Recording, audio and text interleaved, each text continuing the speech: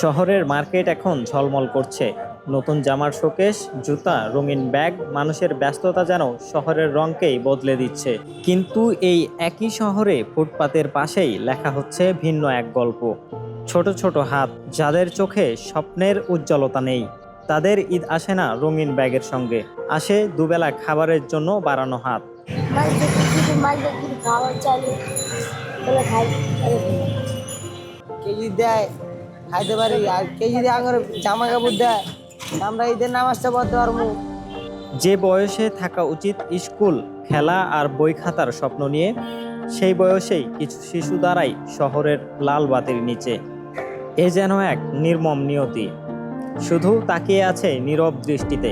কেন যেন এই শহরের উৎসব তাদের কাছে আসে না। শহরের এই উজ্জ্বল আলোর ঠিক পাশেই দেখা মেলে দুটি ভিন্ন পৃথিবীর। একদিকে নতুন জামার রং, আরেকদিকে ধুলো মাখা হাতের অপেক্ষা আর বাঁচতে দীর্ঘ সংগ্রাম। বললে ঘুরতে পারিনি না, বাবা বললে কি ঘুরতে পারতাম তাহলে এটা পুরো শান্তি দিতে পারতাম না। আমার বাবা বললে আমি ঈদ করতে পারতেছি না। আমার বাবা মার কাছে নাই দিকে আমি ঈদ করতে পারতেছি। ঈদের নামাজটা পড়তে পারলেই চলে আমার, কারণ পরবো ময়লা জামা কাপড় আমি না পাক শরীরে মসজিদে ঢুকলে এই নামাজ কবুল হয় না। প্রশ্ন উঠছে, এই শহর কি কখনো তাদের স্বপ্নের জন্য জায়গা তৈরি করবে, নাকি প্রতি বছর ঈদ আসবে, শহর ভরে উঠবে রঙিন আলোতে, আর ফুটপাতের ছোট্ট মুখগুলো শুধু দূর থেকেই দেখে যাবে সেই আলো।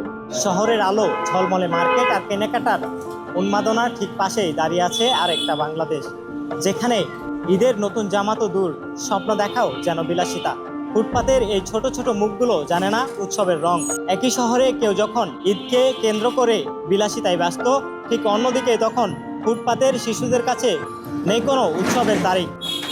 কারণ তাদের ক্যালেন্ডারে উৎসব লেখা থাকে না, লেখা থাকে ক্ষুধা ও বেঁচে থাকার লড়াই।